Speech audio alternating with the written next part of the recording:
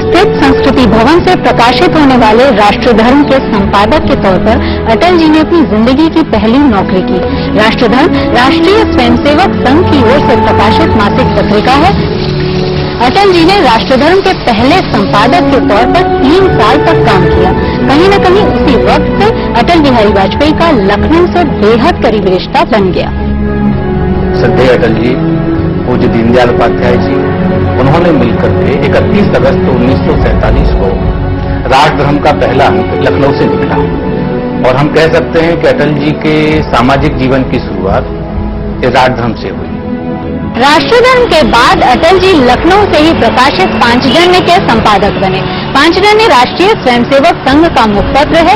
हफ्ते भर में राष्ट्रीय स्वयंसेवक संघ और देश दुनिया में क्या हुआ, क्या बीता, इसकी जानकारी देने वाली इस साप्ताहिक पत्रिका का प्रकाशन शुरू में लखनऊ से ही होता था, पर 1977 के बाद इसका संपादन दिल्ली से होने लगा।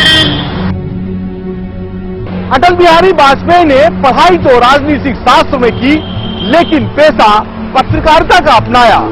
लेकिन उनकी दूसरी खूबियां लोगों के सामने जल्दी आ गई।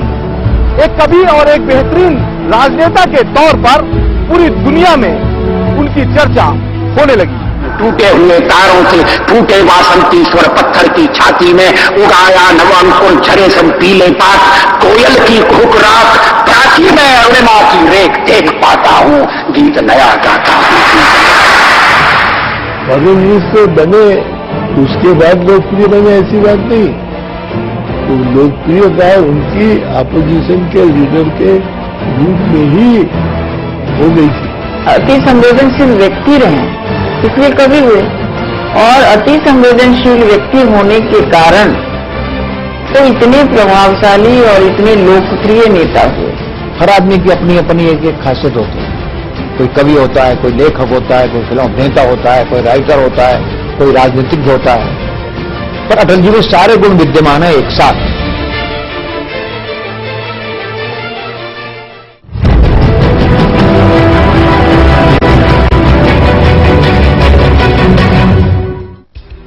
उन्नीस सौ 1957 में अटल जी ने उत्तर प्रदेश के बलरामपुर से चुनाव लड़ा और जीता।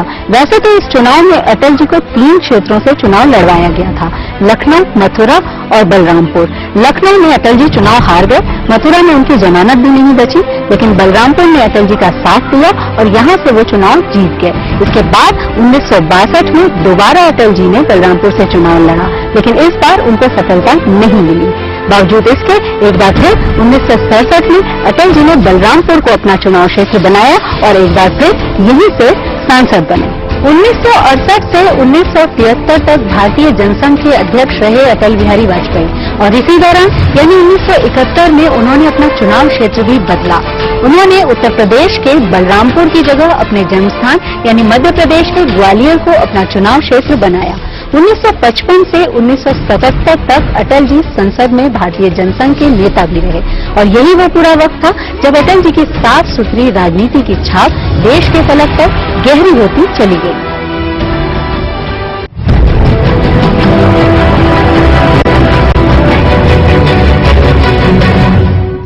अटल बिहारी वाजपेयी की छवि किसी पार्टी विशेष से ज्यादा पूरे देश के नेता के तौर पर तेजी से उभर रही थी। पंडित जवाहरलाल नेहरू ने ब्रिटेन के प्रधानमंत्री विंस्टन चर्चिल से एक बार कहा था कि ये लड़का भारत का प्रधानमंत्री जरूर बनेगा। जब वो एक नौजवान संसद सदस्य थे तो जवाहरलाल नेहरू उनके बहुत निकट थे और शायद एक बार जवाहरलाल नेहरू जी ने कि अगर आप सही रास्ता अपनाओ तो एक दिन आप भारत के प्रधानमंत्री बनोगे। जब वो नेता नहीं थे, सिर्फ सांसद थे, सारी दुनिया में नेताओं का प्रभाव था।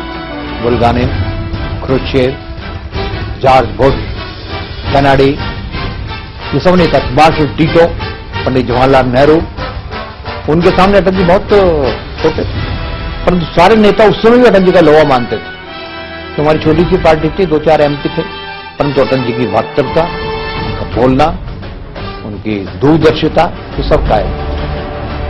देश में ध्रुवीकरण नहीं होना चाहिए, न सांप्रदायिक आधार पर, न जातीय आधार पर, न राजनीति ऐसे 2 खेमों में बंटनी चाहिए कि जिनमें संवाद रहे, जिनमें चर्चा न हो। 1971 में पाकिस्तान ने भारत पर दूसरी बार हमला किया। तब देश की प्रधानमंत्री इंदिरा गांधी थी। उन्होंने पाकिस्तान पर उलटवार किया और पूर्वी पाकिस्तान में एक नया देश बना जिसका नाम बांग्लादेश पड़ा। तभी विपक्ष की भूमिका को निभाने वाले अटल बिहारी वाजपेयी ने इंदिरा गांधी की तुलना हिंदू देवी मां दुर्गा से कर दी। यह अटल जी ने ही मानता था जिन्होंने इंदिरा जी को इतनी बड़ी पदवी से नवाजा।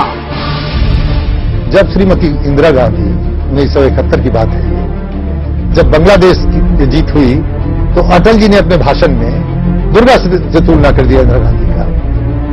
अब देखिए किस स्तर की राजनीति उस वक्त बड़े नेता करते थे। संकीर्ण विचारों से ऊपर उनका व्यक्तित्व था।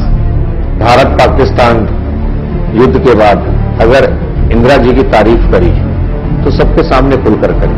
और विरोधियों को भी वो मानते थे कि विरोधी भी पूरक ही है लोकतंत्र में। एडवर्जरी या प्रतिद्वंदी की कल्पना अटल जी की नहीं।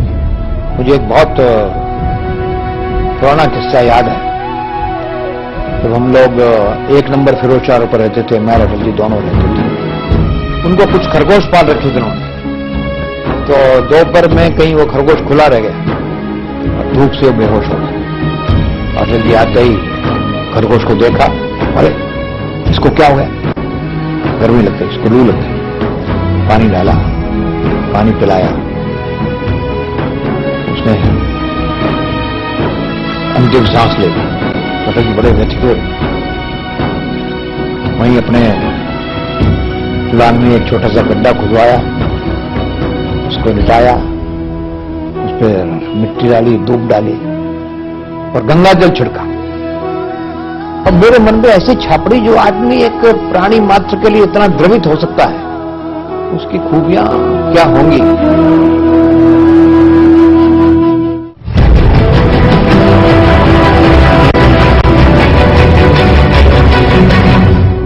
वक्त बीता और वक्त बदला। 1975 में देश की प्रधानमंत्री इंदिरा गांधी ने पूरे देश में आपातकाल लागू कर दिया था। तभी अटल बिहारी वाजपेयी को गिरफ्तार किया गया।